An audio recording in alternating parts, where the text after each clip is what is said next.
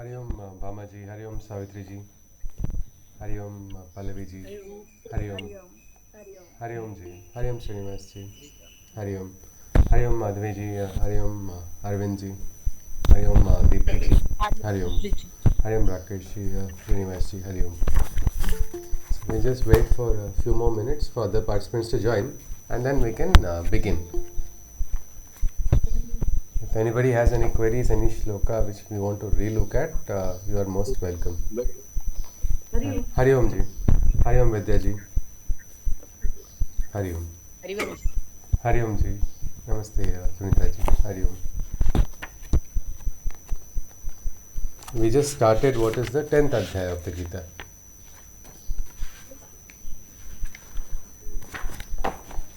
We'll just wait for one more minute.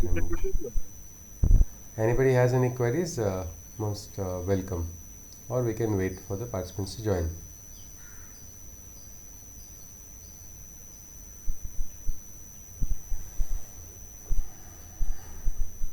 I request all participants who can turn on your video feeds, please do turn on your video feeds.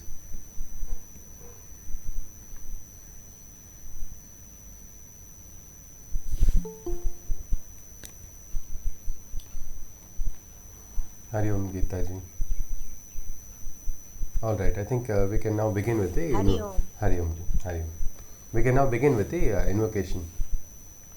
Saraswati Namastubhyam Varade Kamarupini Vidyarambham Karishyami Siddhir Bhavatu Me Sada Mukam Karoti Vachalam Pangum Langayate Girim Yat Krupatamaham Vande Paramananda Madhavam Vasudevam Sutam Devam Kamsachanuramardanam Devaki Paramanandam Krishnam Vande Jagadgurum. Hari Om. Yes, Hari Om. So we are now entering the 10th adhyaya. We've just started the 10th adhyaya. Can anybody recollect what is it that we saw last? Yes, please. So we can form the link. Yeah.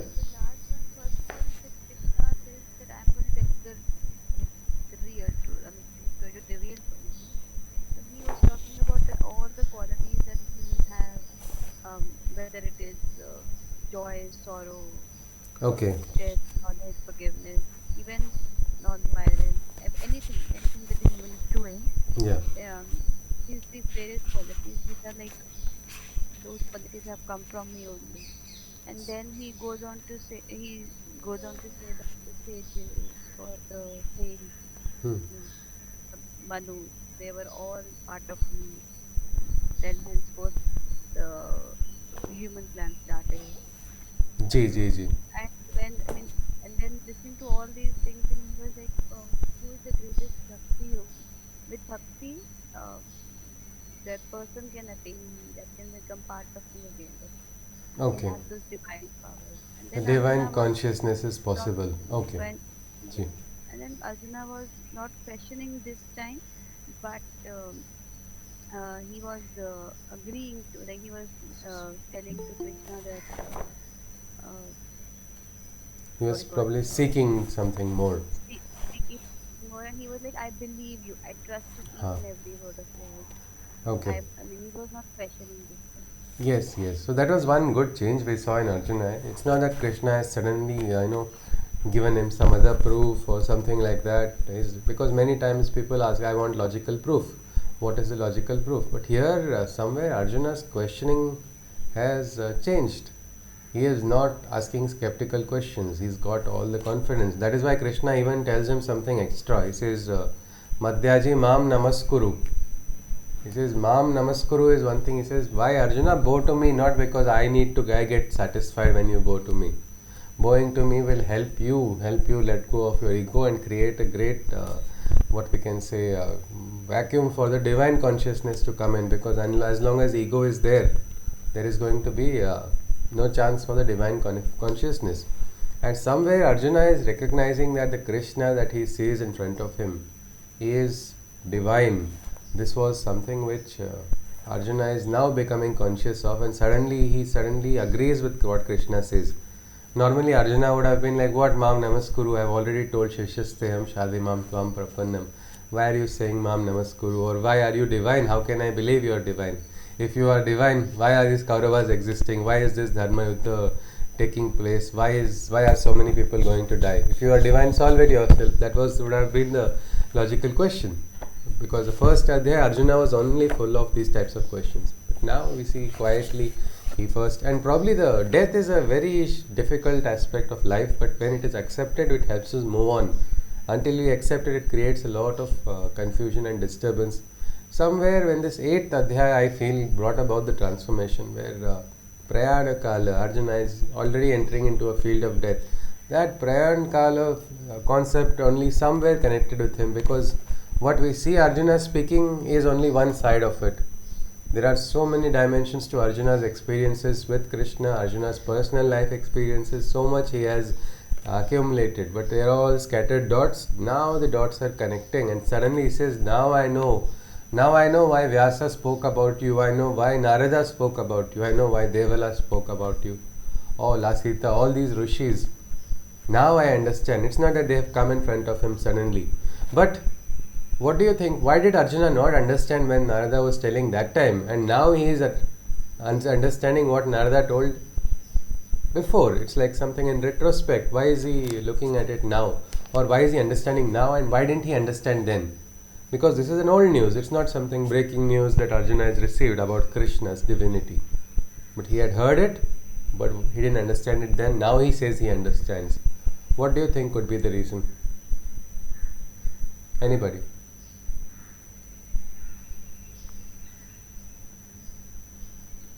Same individual, but yes, please.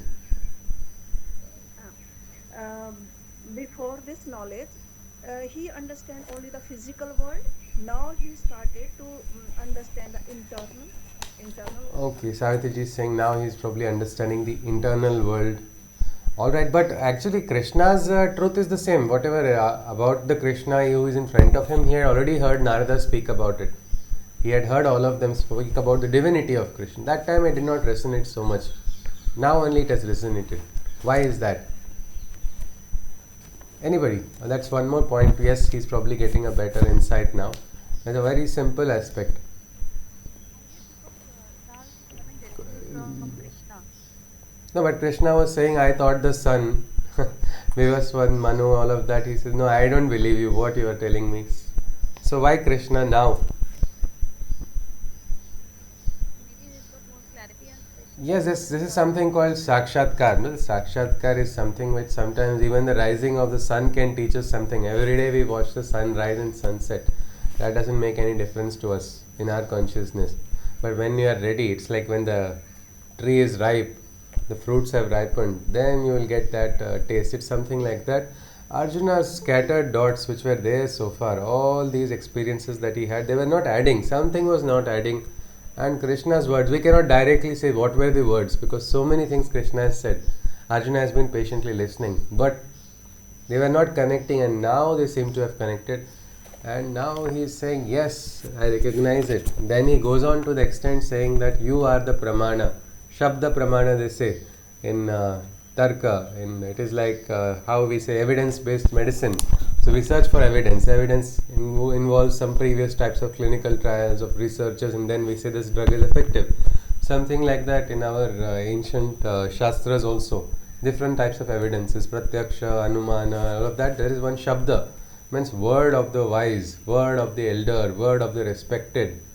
These people are incorruptible. They don't have any other desires. They will not speak other than the truth.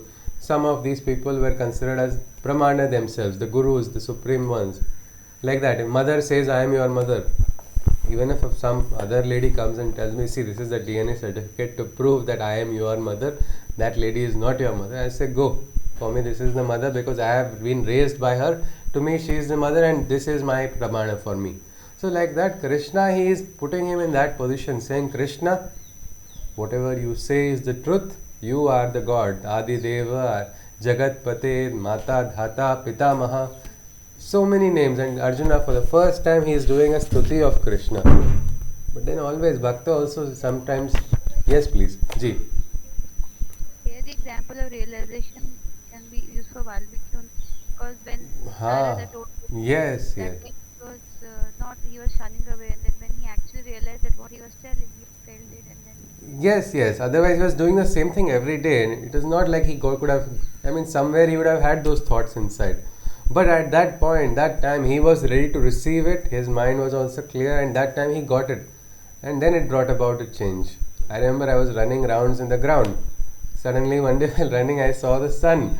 And I thought I am also going in circles like the sun. Only I'm not going anywhere, and that was the day last time I took a very big decision. But it was a disappointing realization, though, that I don't want. I'm not going to pursue a journey in sports. But that suddenly came, and so something like that. These realizations come to us at any time if we are receptive. I would say I was lucky I got that time. Otherwise, maybe I would have got it later. It would have been very difficult to balance my engineering career also and sports career. Somewhere I took a decision to go deeper in any one field, not both. Something like that. So this aspect, this realization comes at different points. The mother of Sri Aurobindo Ashram says, inside of us there is this Chaitya Purusha or psychic being that comes to the front in those moments. Sometimes people go to waterfalls also, just watch the waterfall or watch some nature somewhere, and suddenly they feel completely at peace. So something like that. Something has happened to Arjuna, of course, and so he is understood. He is understood. We do not know exactly what. That only Arjuna will know. We can only infer. So 8th Adhyay did bring about, in my opinion, it is Prayanakala, because that is the death is a concept which brings about a spiritual transformation in so many people. Those who have never looked at it, they have to face it. Sometimes they are forced to face it and forced to accept it. That creates a great disturbance, a churning inside, and that leads to the next step in the movement of the individual. Something like that, yes, in Arjuna's case. But now he started a stuti. Why do people, bhaktas do stuti? For prasada, is it not? For vara. Something or the other. And now that's what his biggest doubt is. So yes, Arjuna loves Krishna. Arjuna respects Krishna. What he is saying is not false. And Krishna is not somebody whom anybody can just play words with. He is a master. We will hear about him as well. So now Arjuna is saying, and I think yesterday we saw the example, Rakesh ji also said yes, when his child, if he came to him at a very young age, when the child was very young, and suddenly starts behaving very, very nicely, as the best, what we can say, good boy or good girl behavior, we know that a child wants something in return. This is exactly, Arjuna wants something. What is it that Arjuna wants? That we shall see now. So first thing he says, see, nobody, Deva no, Asura also, both. Neither Deva nor Asura can talk about your origin, because you are the first. You are the first existence, you are the first consciousness. After you only other consciousnesses divided and everything, from you only. So nobody knows, only you know, he says. We stopped at shloka number 14. We will go to the 15th shloka. Swayam evatmanatmanam vetatvam purushottama bhuta bhavana bhutesha deva deva jagatpate. So it goes on, we will keep seeing praises, stutis from Arjuna now. O greatest supreme one, it is only thee who knows thyself completely. For all creations and beings, thou art the Lord, overlord of the worlds, even for gods, thou art the God. You are Deva of the Devas only, Deva Deva Jagatpate, Lord of the universe. It is only you know yourself. How is Krishna? People ask sometimes. How is Krishna? Can you describe Krishna? So best example is Krishna is like Krishna only, because there's no other word to give as a, you cannot give an adjective, you cannot give a comparison to something that cannot be compared. So it is exactly like that, and here we see Arjuna saying, you are, only you can tell about yourself, nobody else. Something similar we see in Nachiketas also telling to Yama. Well, Yama, you know that secret, you know the secret which even the gods don't know. Gods also know something which is allowing them to escape from you. You are not able to reach into the God's realm. Mrityulok is earth only, not the Devalok. So what is this? What is this secret I want to know? And you can only tell me, is what he says. That time also Yama actually says, no, you please ask something else. Don't ask this. Nachiketa says, no, I want this only. Because he knows exactly what he wants. Here Arjuna is also clear. Now is the time. Krishna is in front of me. I have recognized it. He was always divine, but this time he has himself told he is divine, and I also have now really got, I don't have any doubts. Whatever little doubts were there, they have been removed. Now let me make the most of it. So he starts, he's building his case. He's saying, you are the Lord of the world, you know only yourself. Next, cat comes out of the bag. Next shloka, 16:1. वक्तुमर्हसि यशेषेण Divya ह्यात्म विभूतयः याभे विभूतिभिर्लोकान् इमां त्वं व्याप्य तिष्ठसि. I solicit you to completely tell of all thy manifestations that in this world dwell, the richest of forms that the mortal realm has received, without exception, do reveal all that can be perceived. He says, Krishna, I told you, your words are most important. I will trust your words. Now it's time for you to show your words. With your words, tell me about all the forms of yours that are there in this world, which can be perceived in this world, is what he says. I need to know, and I need to know all the brilliant and best forms. You have said, Rasoham Apsu Kaunte, I am the best Rasa, I am the best of most brilliant, all these things. I want to know with names, he says, what I can relate to. Then he goes on further. Katham vidya maham yogins tvam sada parichintayan keshu keshu cha bhaveshu chintyosi bhagavan maya. How is it that I can know and unite with thee? By always meditating in all places only upon ye. What are the embodiments that I should aspire to see? Which forms should be contemplated upon by me? He says, what form should I think about? What form should I meditate upon? He says, there are so many forms. Which form should I aspire to see? Which form is easier, visible to me easily, is what Arjuna is wanting. You have talked to me about dhyana, Krishna, so how do I do dhyana? Or in dhyana, what should I aspire? Which forms darshan should I seek? That's what he is asking. Vistarenat mano yogam vibhutim cha janardana bhuyah kathaya truptihi he shrunvato nasti memrutam. So he says, please, he's begging, he's saying, O Father of all peoples, lucidly please explain of your yoga and thy many forms that in this world reign. Eager I am to hear your manifestations, more the better. To my insatiable thirst, this is an immortal nectar. He says, for my thirst, this is a nectar, it is like Amrit. Please, my ears are waiting to hear. I want to get that wisdom.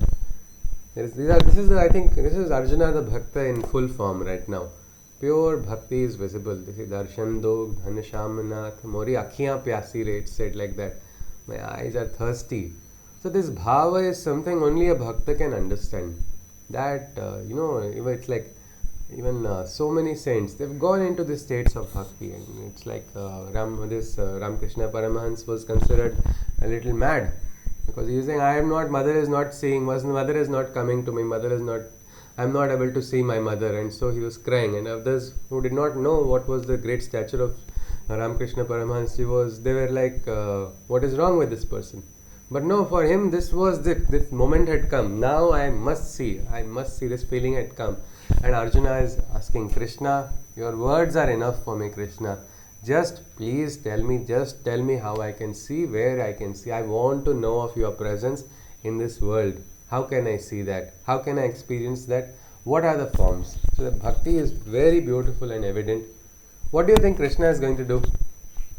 Children ask for chocolates and behave very nice at home. What do parents do if the children are extra polite? Yes, please. What do you think Krishna is going to do now? When children are extra polite, parents also shower love. And of course, Yes, they see it's alright. Sometimes they excuse, alright, this is okay, maybe this time we will let it go. Exactly like that, we see Krishna saying, yes, Sri Bhagavan Uvacha, Hantate kathayishyami divyayatma vibhutayaha pradhanyataha kurushrestha nastyanto vistarasya me. He says, Sri Krishna spoke. Yes, this is the word Arjuna wanted to hear. Yes, he says, yes, I shall speak to you of my representatives divine. These are the vibhutis meaning the representatives of the divine. What is the meaning of a representative? It's a symbol or a pratik or some like that person. If you see who is the representative of India when he outside, it is the ambassador, is it not? What the ambassador speaks, he speaks for India. Whatever his words are India's words, something like that. Who are the representatives of the divine? This Krishna says, I will reveal to you. But only some forms that are most prominent and fine. But Arjuna wanted all. He's very thirsty. It's like, I want all. Krishna says, no. He says, I will talk only about some which are prominent, some which are relatable to you, which you can understand. For my manifestations, O Arjuna, there is no end. All across the universe, it is only I who extend. He says, there is no end to my manifestations. I am present everywhere. If I start explaining all, I do not know how many janmas you will take, is probably what Krishna is saying. I'll tell only those prominent forms which you can relate to. He goes on further. Aham atma gudakesha sarvabhuta shayasthitaha aham adishcha madhyam cha bhutana manta eva cha. O Arjuna, it is myself that abides, and within all beings my divinity resides. For every living being, big and small, it is I who am the beginning, middle and end of all. So he begins, he says, see, first of all, recognize my presence, where myself, my supreme self, my Ansha is present, that Jivatman inside of you. That is exactly me only. It is my Ansha that is present, he says. My divinity is present in all living beings, means even animals, plants, human beings, even inanimate objects probably we can see if we are conscious. So here Krishna says this, my divinity is present there for every living being, big and small. It is I who am the beginning, middle and end of all. So I am the beginning, I am the Madhya, I am the end. I think Tirukkural also begins with Agaram. It starts, everything begins from that everything has started from that only. From that beginning has come into existence the entire world. So here he says, I am that beginning, I am also in the middle of the world, I am also its end. You say Big Bang, yes, there I was there. When the big crunch is going to come also, I am going to be there. And in the middle time also, I am present there, watching all of it, watching all the transformations that are taking place. He goes on, Adityanam aham Vishnur Jyotisham Raviranshman Marichir Marutam Asmi Nakshatrana Maham Shashi. Amongst Adityas, the 7 suns, I am Vishnu, the most radiant. Now these are forms, one thing we will look, when we look at this, it is, these are forms which are relatable to Arjuna. We are not connected with Arjuna that much, or we are not into that era which Arjuna was. So some of these forms we may not very well relate to. It's alright, these names, if we can just, those shlokas, we'll just look at the names. Probably if anybody is very curious, you can actually search the backstories behind each of these. So we'll just look at it, if what are most prominent, which are relatable to us today. We will give a little more importance on that when we go through the shlokas.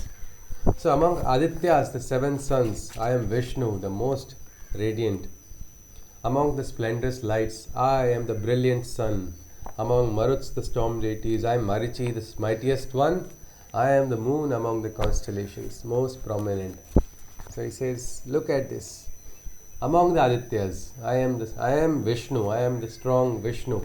Rigveda is describing Vishnu as like a bull, who is, it's a cosmic bull. And here, it says, I am that Vishnu. Amongst the brilliant lights, for us, which is the most brilliant light that we see? It is of course the sun, because for us nothing more than the sun can be brilliant. And he says, see, recognize me. That is probably why maybe we can do a Surya Namaskar every day when the sun rises. It is not just a Namaskar to that divinity, also it is for our divinity inside of us. Our Sharira's dharma also is looked after, or why people prefer doing chanting of Gayatri Mantra, watching the sun, the rising sun, because yes, through that they connect. That mantra helps them connect to that divinity, and they summon the force of that divinity to inspire their intellect. So that is there. He says, I am the brilliant sun. Among the storm deities, and there are these storm raging deities in the Rigveda, the Maruts. In those Maruts, he says, I am Marichi. I am moon among the constellations. In the night, which is the most brilliant visible constellation, it is the moon only for us. So he says, I am Shashi, I am the moon in the sky. He goes on, Vedanam Samavedosmi, Devanam Asmi Vasavaha, Indriyanam Manaschasmi, Bhutanam Asmi Chetana. He says, I am Samaved among the Vedas. This is considered to be the most beautiful and rhythmic Veda, Samaveda. It is like music. is just beautifully described in these mantras.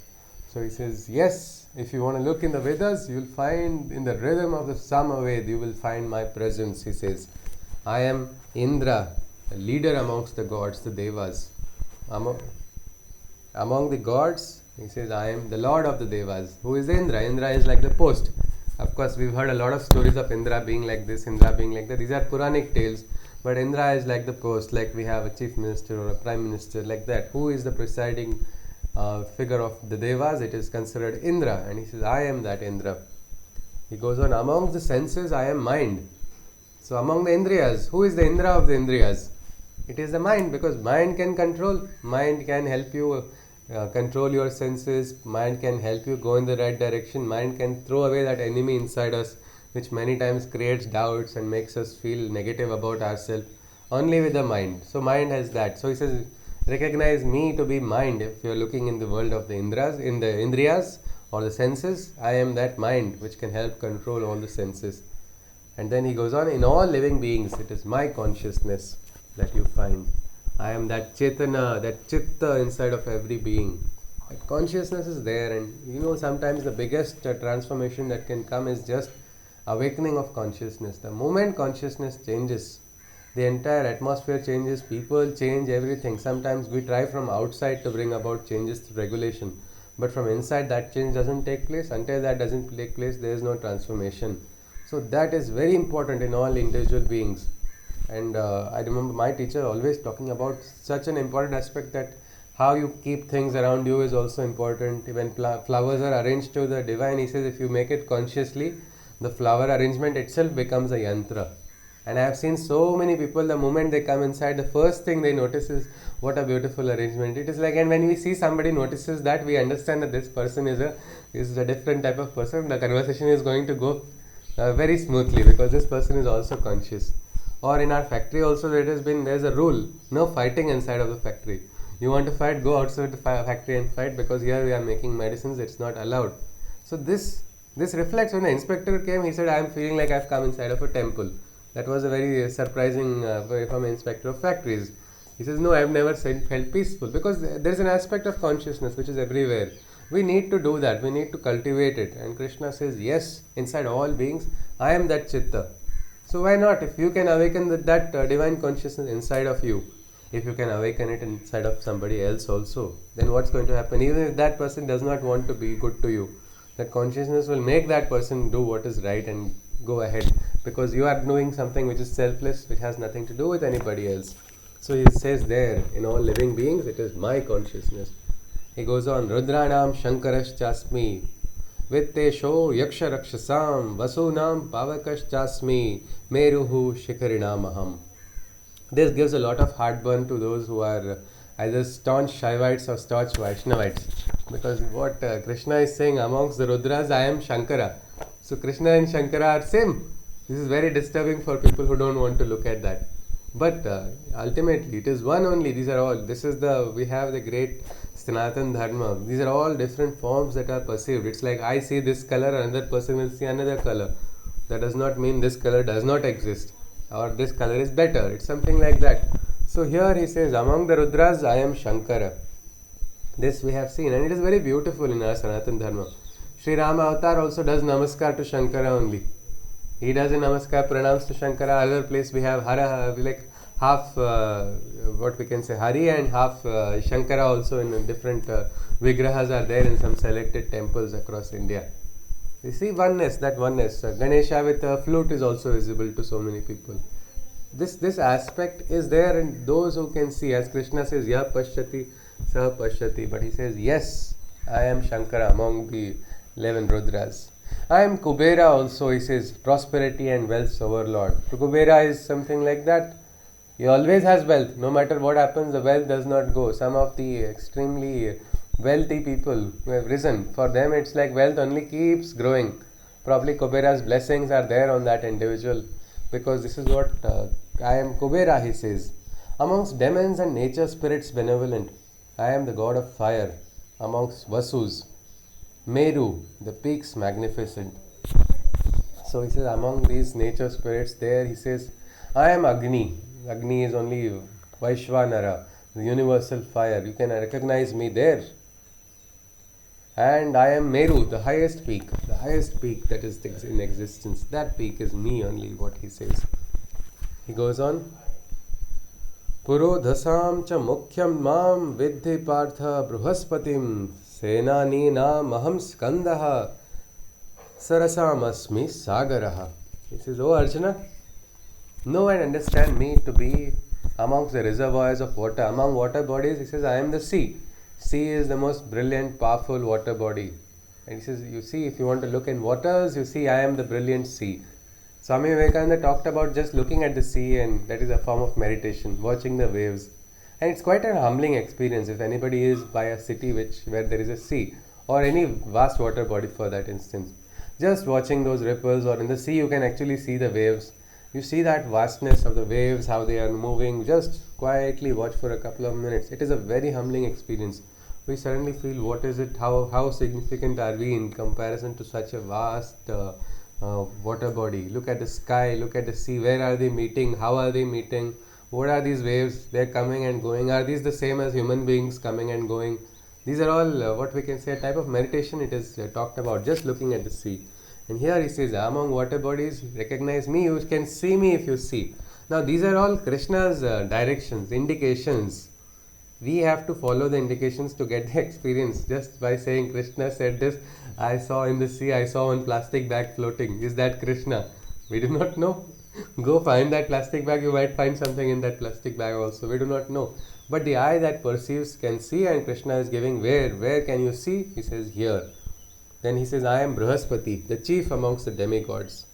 And I am Skanda, I am Kumara, I am that Kartikeyan who is in charge of all the armies of the Devas. I am the commanding army. In Kartikeyan also my presence is there, is what he says. He goes on. Maharshinam Bhriguraham Giram Asmi Ekam Aksharam Yajnanam Japayajñosmi Stahavaranam Himalayah. I am Bhrigu among the greatest sages. I am Himalaya among the mountain ranges. I am amongst words Om, the sacred syllable of creation. Amongst the ways of worship, I am Japa, the silent chants, repetition. He says, among the great rishis, look at Bhrigu Maharshi. I am Bhrigu, he says. Or if you see among the great mountain ranges, I am Himalaya. Has anybody been to the Himalayas here? Yes? Could someone just share some experience? What did you feel there about it? How? Mind-boggling, breathtaking. Very some serenity, some pure vastness, is it not, Bamaji? Yes, Vasudevanji wants to add, or somebody wants to add. Yes, Srinivasi. Yes, please. Tranquility. Tranquility. Okay, here our Shiva is sitting there. Kailash is not so far away, and probably we understand why he wants to sit there. After looking at that place, it's so beautiful and peaceful. From there, from that top of the world, Himalaya Nama Nagadi Rajaha. This great one, he sits there, he meditates, this Triambakeshwar, he is there watching all 3 times. That's the ideal spot to meditate, is it not? So yes, among great mountain ranges, Krishna is saying, I am Himalaya. And then I am among the words, I am Om. Om is a very special syllable, we've heard it so many times. Actually, if you cut your tongue off also, you'll still be able to utter Om. That is the power of that syllable. It's like we don't need our tongue also to utter that syllable. If you want, you can just try holding your tongue and say Om. It will still come. You'll not have to. You don't have to.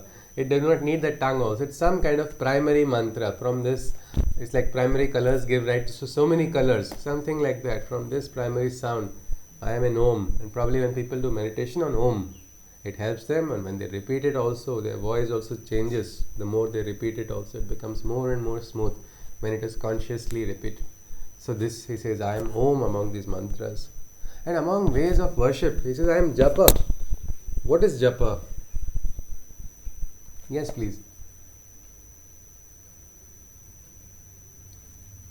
Anybody?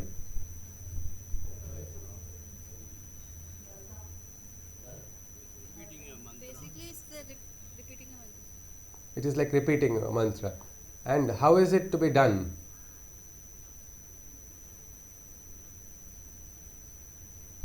Sitting in a posture. Okay, just usually people do it sitting in a posture. But it can also be done elsewhere. It's something that's a very silent practice which can be done quietly also while you are at work, while you go, wherever you go. I remember my teacher sharing. Be aware of. You have to. Be aware of when you're when you're Yes, reciting. yes, you have to be conscious while you're reciting that. I remember my teacher Damreji, when he was an executive, he had told every step he would take, the japa would go on inside of his mind, because in his work he had to travel so many places, so it was not possible because of constant traveling. At that time, every step consciously while taking the step, that mantra would go on the inside. And he got so many devadarshans also during his marketing trips. Only he could go all the different sacred places also, because that was going on. We will not say just because of japa, but it is something which is silently done. On the outside, a person may not even realize it's going on or it's taking place. Of course, some people have the habit of showing how they are doing. So sometimes they sit in even functions, they sit on the stage and they take out their japa mala, so everybody can know I am such and such person, I am doing this japa. Or some people have even better way. They cover it with a cloth as if I don't want your buri nazar, your bad eyes to fall, and I am still sitting on the stage. I have come to this function, but I am doing japa, which is more important to me. Whatever may be that reason, it is silent practice which can be done on the inside also. But its value is known, needs to be done. Krishna is saying, I am there in that type of sadhana also. Let us go on further. Amongst most sacred trees, Ashwataha, Sarva Vrukshanam Devarshinam Cha Naradaha, Gandharvanam Chitrarathaha, Siddhanam Kapilo Munihi. Krishna says, among the sacred trees, I am the people tree or the Ashwatha Vruksha. This is a very special Vruksha, Ashwatha tree. Anybody knows anything about this tree? Something about this Ashwatha or the people tree. What's so special about this tree? Because he says among the trees, it is I am there in Ashwatha. Yes? What is this Ashwatha tree or people? Ashwatha. People tree. What is special about it? Ficus religiosa. Yes, please. It releases carbon dioxide or oxygen, Madhaviji? Religious oxygen. At oxygen, is it not? Oxygen. Oxygen is released even at night. Even at All trees have the habit of releasing carbon dioxide at night, but this one releases oxygen even at night. So it's like not a big danger. Sometimes people say don't sleep under these trees. Earlier people used to live on the outside many times while traveling. They would take rest. So then no. But this was one tree which was releasing oxygen also at night. Plus that is a tree. Some great yogi got realization also. Is it not? Under this tree. One. Yes. The great Bodhisattva was realized under this tree only when meditating. And so many people have chosen this particular tree for meditating under it also, because there's something, and this is a very special tree, botanically also, psychologically also, spiritually also, whichever angle you look at it. And it is considered, wherever this tree comes, that place is itself considered sacred, that is worshipped. And it's like a beautiful, it's a very nice experience if you can just go near such a tree as well. And Krishna says, I am there, I am Ashwatha. If you look at the different types of trees, so many trees are there. Krishna's favorite is also there, Kadamba. But no, he says this name only. He says this name because this name is a pratik of divinity. We can recognize, we can go there, we can probably connect. Krishna goes on, I am Chitraratha among the three heavenly beings, among the divine sages. I am Narada Muni. So he says, I am Narada only. I am only Narada. Narayana, he is going around. Narayana only is going around and making all the different what we can say stories start because of intervening at different points. So he says, I am there, and Narada also. Among the perfected saints, among the Siddha yogis, I am Kapila. I am Kapila Muni, he says. Then he goes on, Uchchai Shrava Samashvanam Vidhi Mamam Mrutodbhavam Airavatam Gajendranam Naranam Cha Naradhipam. I am Uchchai Shravas, the best horse that came to be, born of nectar that arose from the churning of the milk sea. I am Airavat, the lord of elephants, white and regal. I am the one king, and all mankind are my subjects. He says, I am the Raja, and the Srishti is my Praja. All the living beings are my Praja. I am the one Raja. I am Uchchai Shravas, that great horse that came out of the churning. I am also, he says, I am Airavat, the great regal elephant. So these are all probably terms which we'll probably want to go and look at the stories later on. But right now, this will just move ahead. Ayudhanam aham vajram dhenunam asmi kamadhuk prajanashchasmi kandarpaha sarpanam asmi vasuki. I am Vajra, he says, the great divine thunderbolt. And Zeus, the Greek god, is somewhat people try to bring a what we can say relation with Indra. Though there are similarities, there are a lot of differences also. But the weapon, Vajra is something like the divine thunderbolt. It is made of the bones of a rishi. Actually, it's a very interesting story. But yes, among weapons, if you see, this is considered to be the most powerful of the weapons. That is Vajra, he says. I am Kamadhenu. So the great cow, the divine wish-shielding cow, whatever cow wish was there, that cow could fulfill. There's the great legend of that Kamadhenu. It says, yes, I am among cattle. If you want to see in cattle, I am that. Recognize me there. I am Kandarpa, Cupid that motivates procreation. I am Kandarpa. I am that which creates, I am Kamadev only. I create that feeling in people. I bring that in the most purest state. If you can recognize, you will even see the divinity there as well. Krishna goes on, among single-headed serpents, I am Vasuki. Vasuki is my manifestation among the serpents, the great Vasuki. Anantaschasmi naganam varuno yadasamaham pitrunam aryamachasmi yamaha sayamatamaham. The best among the Naga races. Among the Naga races, I am Ananta, Anantanag, the supreme one, the eternal one. Amongst the peoples of the oceans, I am Varuna. Now this mantra, has anybody heard of this? Shanno Varunaha. Yes? This is a slogan of some organization as well in India. Shanno Varunaha. Sounds familiar. Okay. Meaning they are calling upon Varuna's grace. Varuna's grace may it be upon us. Oh, like Shanno, Indra, Shanno, Varuna. But this Shanno, Varuna is, this part itself is a mantra of a very elite organization. Can anybody guess that? I can guess it's IMD. It is what, Ji? IMD. IMD. In the full form of IMD? Indian Meteorological Department. Meteorological Department. Acha. Okay, the Meteorological Department. IMD. Acha, okay. Because they require that knowledge, is it not? For predicting cyclones and depressions. Okay, that could be. It's not IMD though, but you are quite close.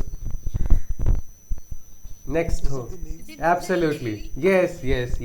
It is the Indian Navy.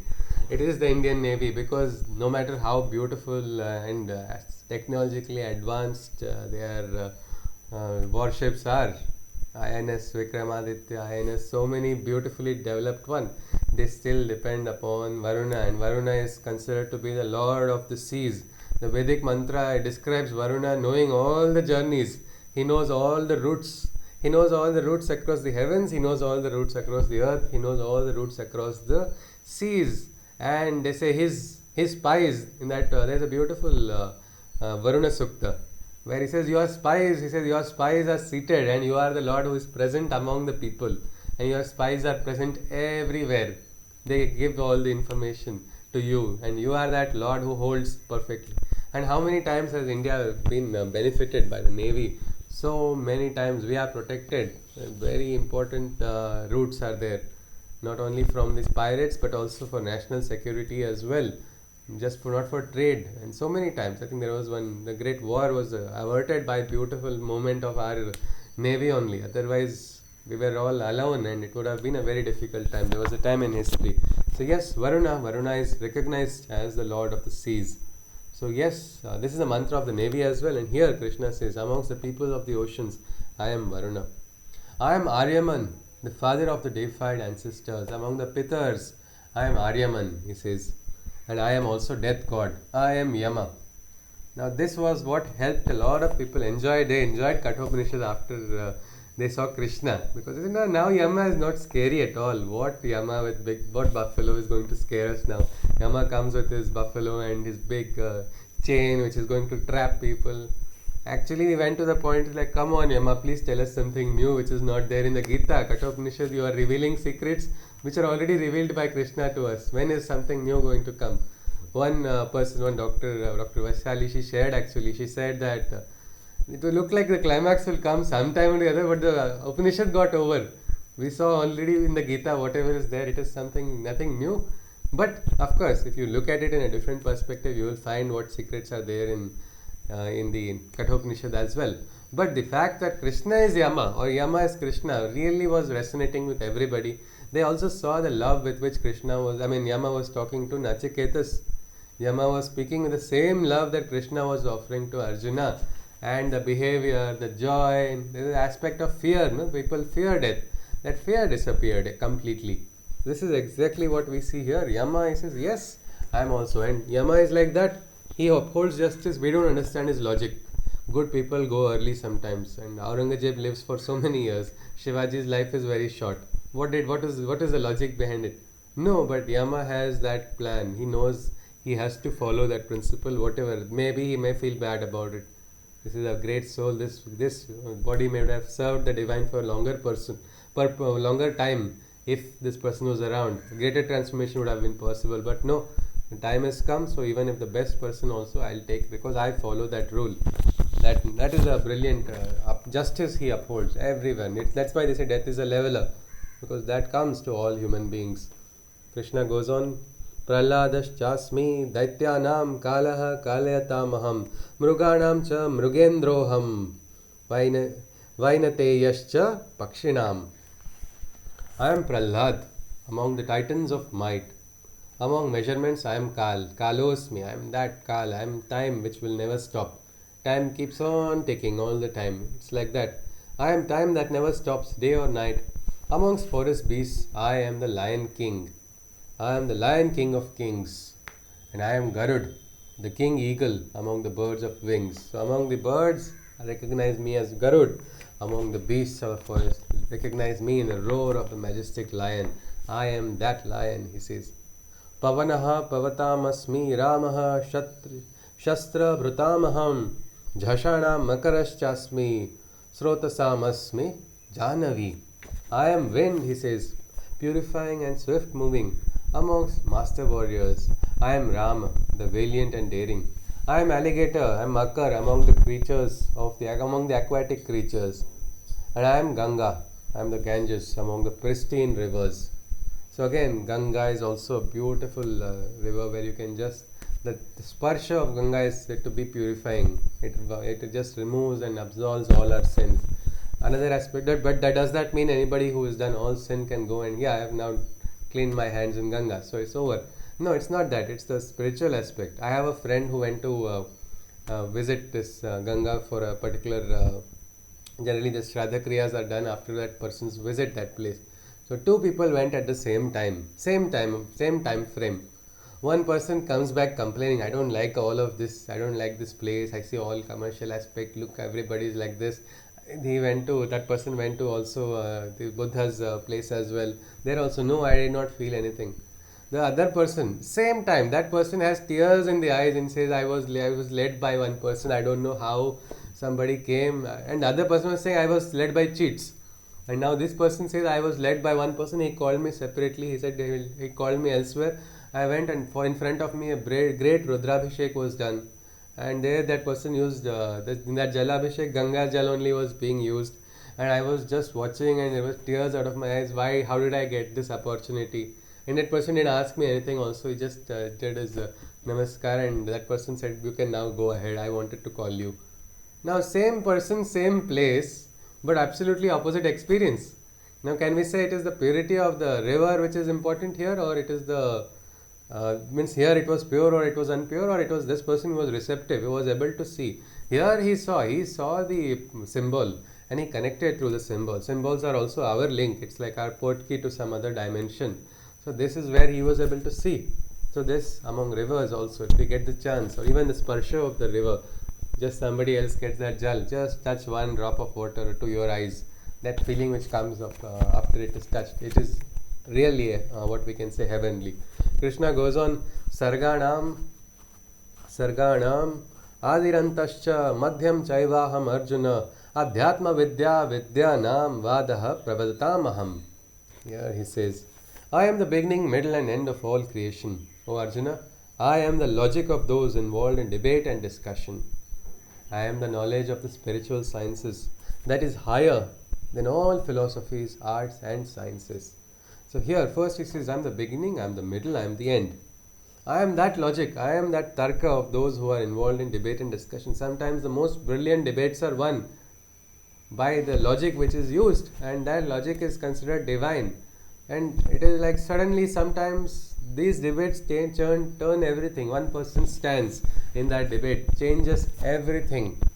For example, now India has done some very good debating in this situation where world powers are fighting. India is in the most sweet spot now, friend of all. Everybody is recognizing, yes, we are here, we are neutral. They appreciate our neutrality. Now earlier they were very angry with our neutrality, but now they're accepting it. They're saying yes. The other side also, Russian side is also trying to woo us. The remaining part of the world also wants to not go in bad books. So it is something, some brilliant, so many factors are at play. But what we see is sometimes the right decisions, the right words, the right debate that can actually turn the course of events also. And Krishna says, I am there in that. And I am the knowledge of the spiritual sciences, Adhyatma Vidya Vidyanam, which is higher than all the other sciences. What is the meaning of this? Is Krishna saying all this science is useless? All science is waste? What is the meaning of this? Adhyatma Vidya Vidyanam. It is the highest Vidya, Adhyatma Vidya, compared to all Vidyas. Yes, please. Anybody? So Adhyatma Vidya is the highest Vidya, all other Vidyas are waste. Is that what we can infer from this? All other sciences? Or something else can be inferred from this? Yes?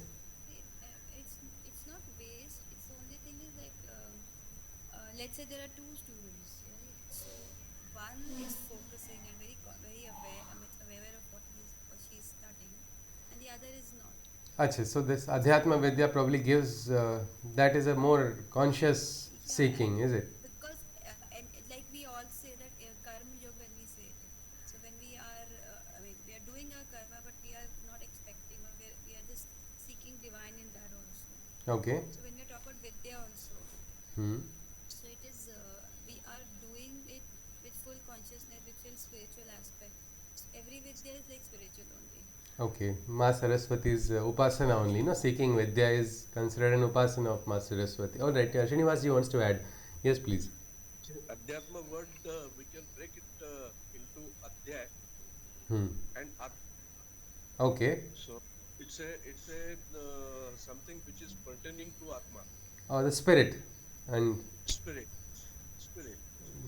so it goes to the root of the Vidya. So even Vidya also, if Vidya is running away from the spirit, why sometimes people in science also, they go away from the spirit of the science, then they lose track, they go astray.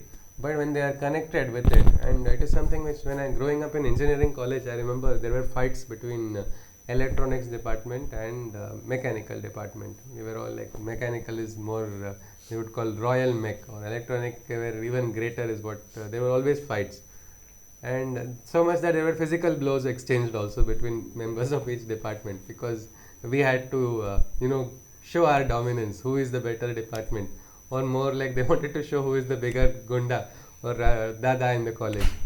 But then one senior came and told something which really, a lot of my friends we were all suddenly scratching our head. He said, look at this useless fight they are doing. He was an M.Tech student. And he said, there is something called mechatronics, which is both mechanical and electronics together. This cannot exist without that cannot exist without this. We were ending up scratching, and actually we look at it logically. Where is it that what mechanical system will work without electronic system, or what electronic system will work without mechanical? So something like that. But if you see, the narrow mind is not, you're saying we are different.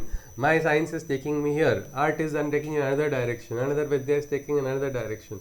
But when you are having that spirit connected, then even in science, generally juniors, when they even disciplines inside of a science, people start having fights. This is like anesthetist says I am most supreme, or surgeon says no, I am greater. There is a kind of ego battle taking place. But with experience, everybody knows person has their own importance, because only then it is possible. And if you look at it, interdisciplinary collaborations take place, interdisciplinary actions take place when you go higher. I keep quoting the example of one person I had a good chance of interacting and being a friend with, Arun Tiwari ji. He is a Shishya of Dr. Abdul Kalam. After successfully launching India some platinum or titanium part for a missile, for the Agni missiles, I think, his guru told him, go into medicine, develop a civilian technology. Now, normally anybody, why will a mechanical engineer enter into medical? They'll start scratching, this is not my line. And he says, yeah, I did Jugaad. He says, I did Jugaad. I went, I learned what what was needed for me. It was not possible to learn everything, but what was needed, and somewhere there is a Shraddha is there in his guru, that his guru has told, I'll enter into this field. He went, he met unknown people, he had interactions, and he kept learning in a field which is not at all his. And later on, he developed what was India's first coronary heart stent, cheapest coronary heart stent. It's called after his teacher and another very renowned cardiologist, Soma Raju. They call it Kalam Raju stent. Now, and it helps so many people in India, it helps so many people in Africa. Pan-African network was launched. How is it happening? Otherwise, what mechanical engineer is doing in the field of medicine? Somebody would say, no, why is he here? Push him outside. You do that, you will lose that technology also.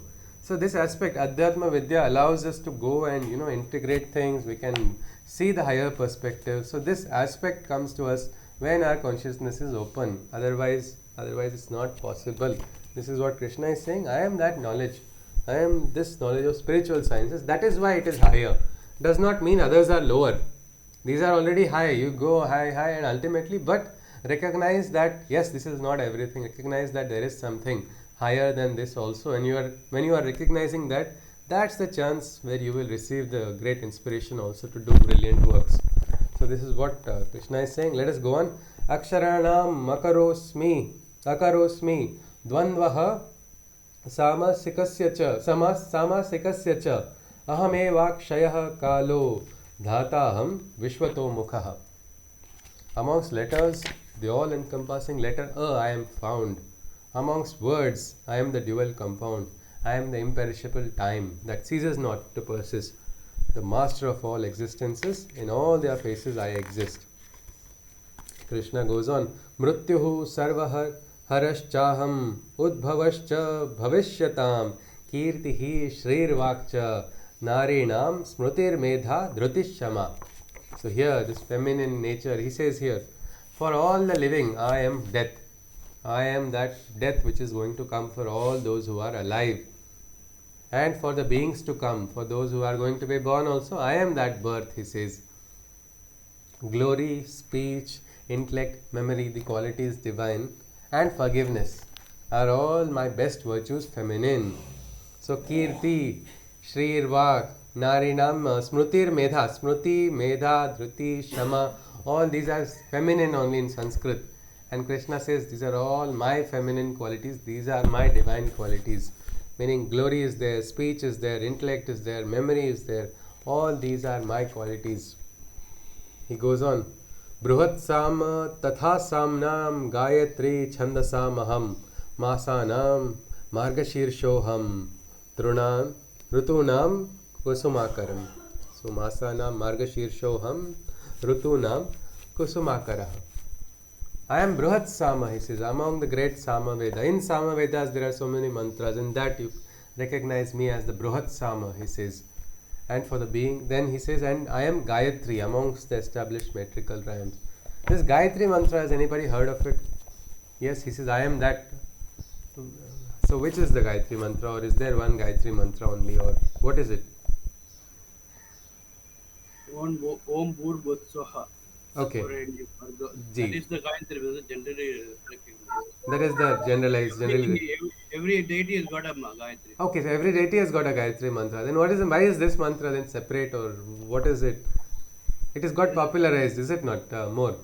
This is directed as the sun, I think. Yes. But then there is Aditya Gayatri also. We can also compose our own Gayatri as well if we want. What is this Gayatri? Gayatri is the rhythm. It is a meter among different meters. We have so many meters, Trishto, Vanushto, like that they call Chanda. So many different meters are there. Among that, Gayatri Chanda is considered most melodious.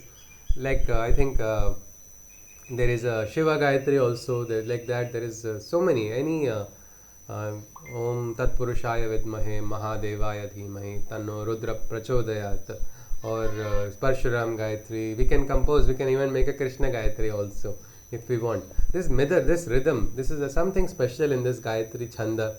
This is among meters. But of course, one Gayatri Chanda became so popular that that mantra only began to be known as the Gayatri mantra, because everyone would connect that in the public perception. Gayatri mantra means this mantra connected to this particular means the Savita Surya Gayatri, which is for the great Surya.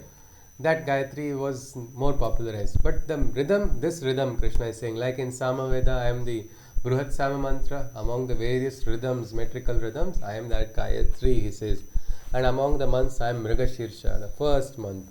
And among the seasons, I am the brilliant spring, Kusumakara, the most brilliant season. In India, we celebrate Holi, we celebrate the different colors of life. That is the season where best fruits come out, best flowers blossom.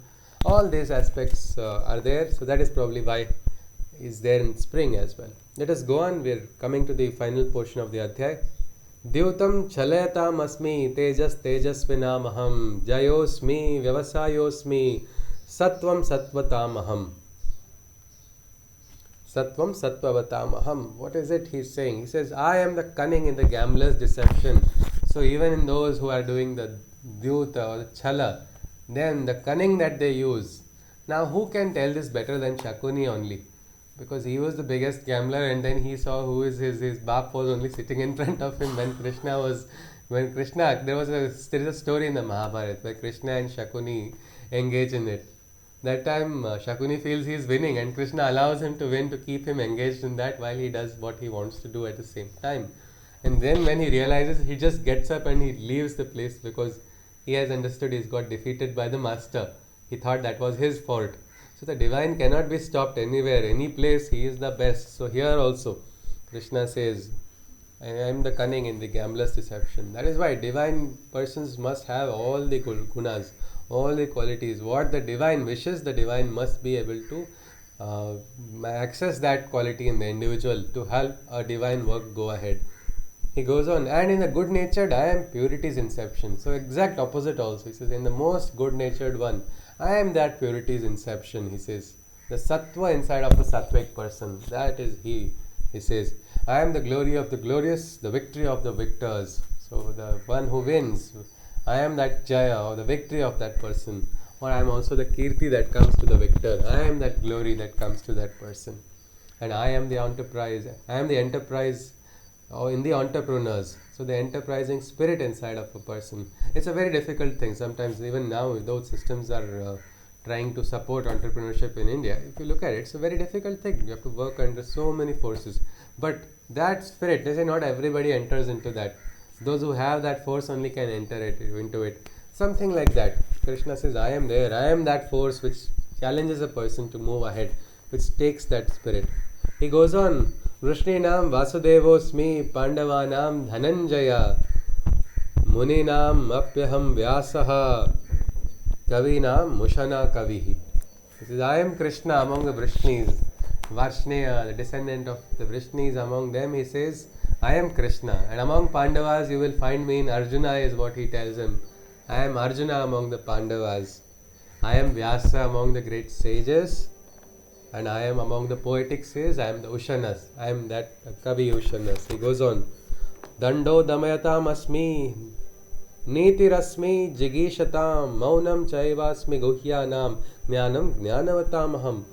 I am the mastery of the ruler and the power of the tamer. I am the winning strategy of the invincible conqueror. I am the secret of silent things that are unknown. And I am the knowledge of the knower who then becomes known. He says, see, I am the mastery of the ruler. So the ruler also requires a skill to rule, and with that mastery, if he is able to rule, he can bring about great harmony and great lokasangraha also. He says, I am that, and I am the power of the tamer. So there is a power of taming also, rebellions which rise sometimes which go against the will of the what we can say collective conscious, what is required. If the aim is loka sangra and the ruler is aligned with that consciousness, then he needs to tame all that is going to disturb the spirit. Like in India also, sometimes we have internal rebellions if they take place to break this very fabric of the nation. Then there is a need for a power to tame it. Otherwise, what's going to happen? India will disintegrate if that power is not there. So that is again important. I am there in that power also. He says, I am the winning strategy of the invincible conqueror. Some people, they keep winning all the time. The strategy is good, the skill is good. Nobody is able to exactly understand how it is. So it is that, he says, I am the invincible conqueror's winning strategy.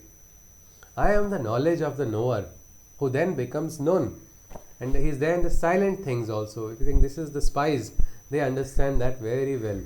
Ajit Doval was living in Pakistan for so long, nobody knew it. How was he living there? Nobody could recognize his presence there in a completely different culture, because that is it. In silence, they move around, they move quietly. Like I said, we don't know if there's a raw agent sitting in our session also. They're everywhere, but nobody knows, and they speak that language of silence. In that Maunam, it is said, Maunam Sarvartha Sadhanam. Everything can be understood for that mind which is quiet, or that person who is silent. So there, I am there in silence also. And I am that knowledge which makes the knower known.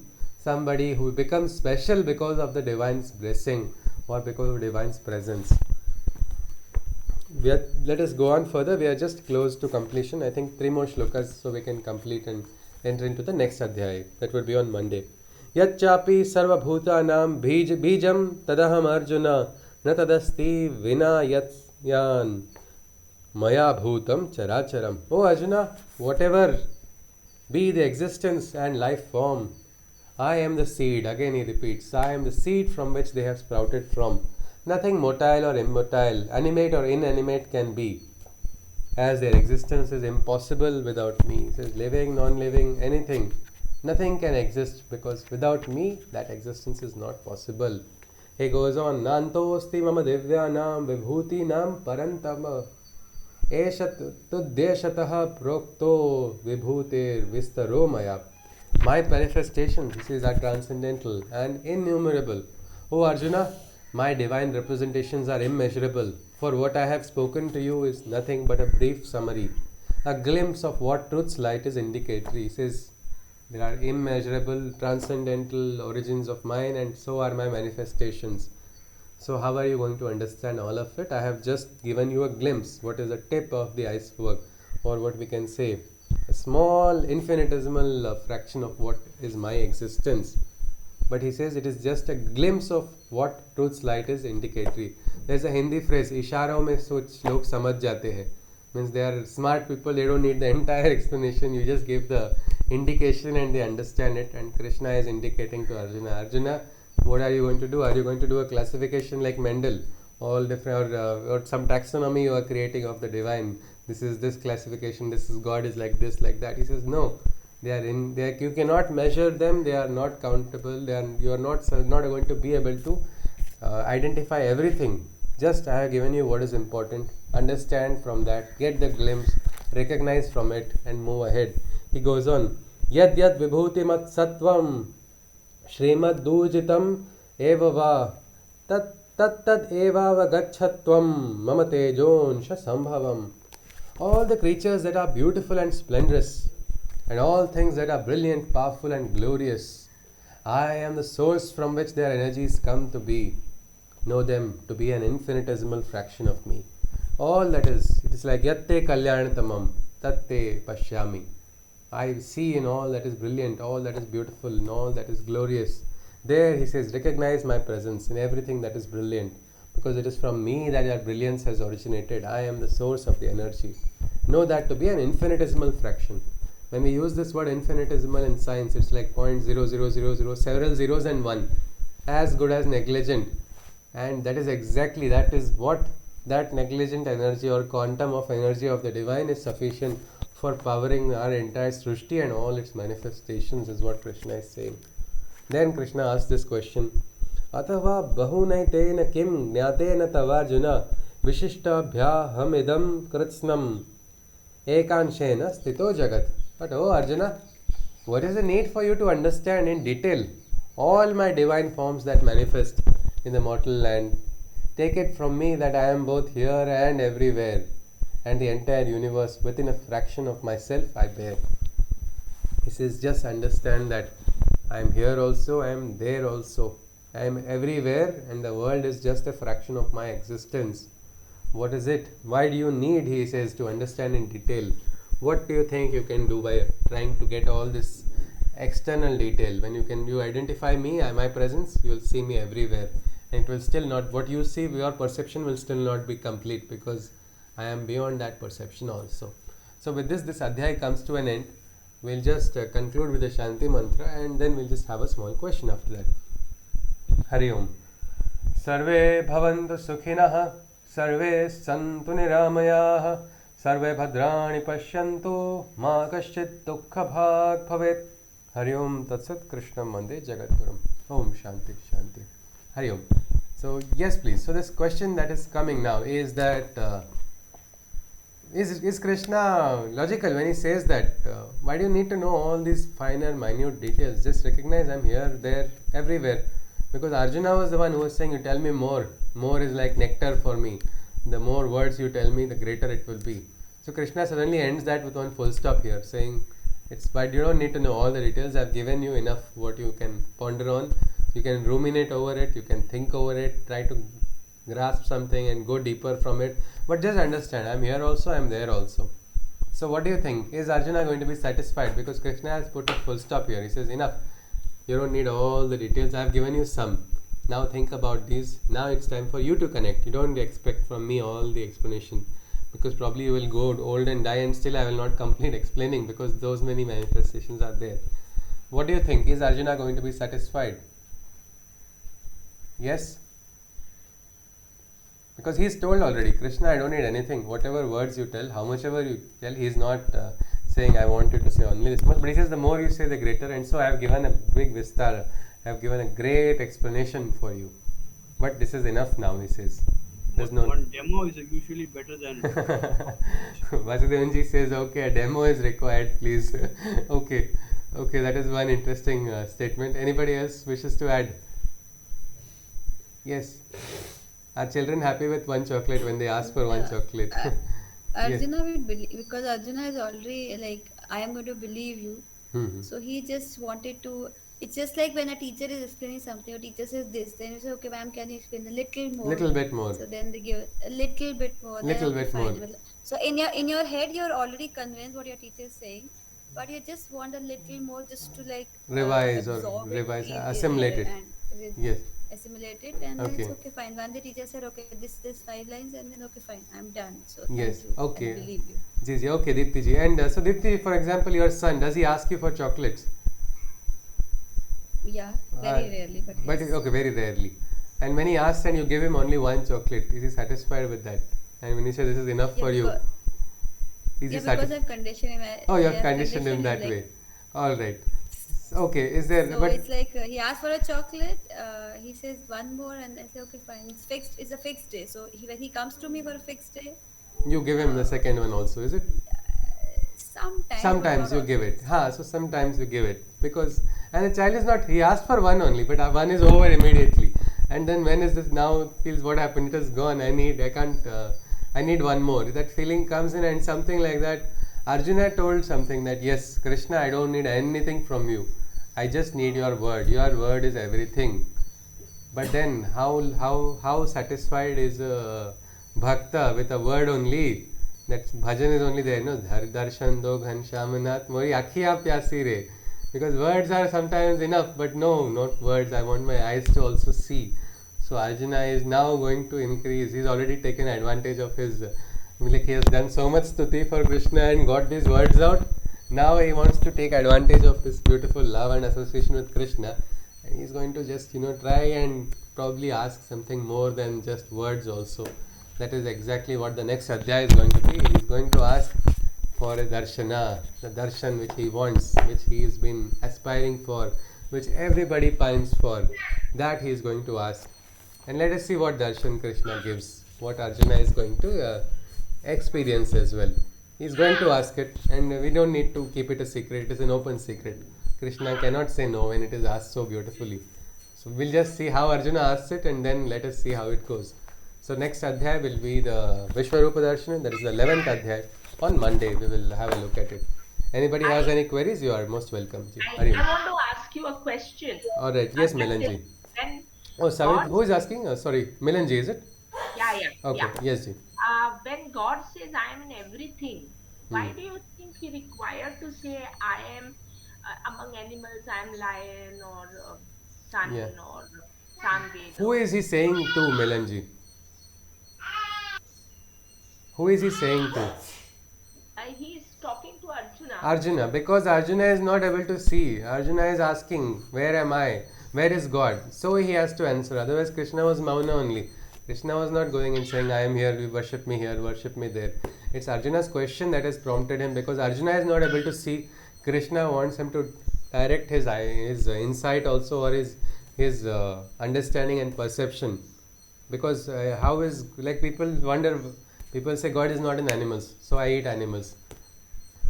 If you can see that divine, will you want to eat that animal also? You will feel no, you do not want to. It is something like that, that perception of the divine. Krishna is answering. Because one person had asked me a question, is Krishna having ahankar? Because he is saying I. The same adhyay only. When he talks about Vibhuti, I am here, I am Rama also, I am Shankara also. Is this ahankar? That is a simple question. There is a difference between ahankar and there is a sakshatkar. One is, it's like, if it's like what we can say, when these Vedic Rishis say, Aham Brahmasmi, is it the same as somebody on the street says Aham Brahmasmi who has never done any sadhana? He has just read a piece of paper writing and he says Aham Brahmasmi now. Is that the same as that Milanji? If you look at a Vedic Rishi who has done sadhana, tapasya and then come to that conclusion, is it just the same?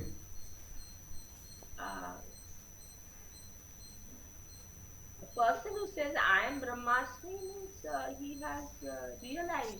But if your child is now listening to somebody speaking Brahmasmi and he also comes and tells you Brahmasmi, will you say the child has got the Sakshatkar?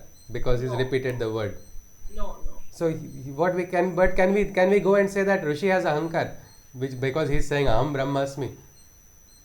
No. It is Sakshatkar, is it not? It is a fact, it is a realization. That is what Krishna is saying. He is talking about a truth. And why is he talking? It is because Arjuna is asking him this. Arjuna is asking him, where can I see in the world? Then he says, you can see me in the animals, see me in the majestic lion, see me in the great Garuda, see me in the alligator, see me in the river, see me in the... and in the end, what does he say? See me anywhere where you see brilliance, where you see purity. There was a beautiful poem, all things bright and beautiful, all creatures great and small, all things wise and wonderful. The Lord has made them all so that all these beautiful things also, if you can perceive the divine, that is what Krishna is trying to say. Arjuna is trying to give importance on the outer form, while Krishna is telling him, no, go into it, go see my presence, feel my presence, more than anything. And when somebody gets that experience, like we saw, no, all these experiences, like I think Bhamaji shared about her experience of Himalaya. Now that will come to a person who is actually going in. If I have friends who have gone and taken selfies in Himalaya and felt nothing there, they're like, yeah, it's cool, it's got like pretty cold and but the selfies come out very well. We can make very good cover photos out of it. That was the answer I got from the person. What about sadhana? What about dhyana? These are all no, these are not important. We had noodles, we had this there, all these talks only go on. So what has happened? A perception is important, Milanji. So Krishna wants Arjuna to perceive. Yes, please. Deepti ji wants to say something.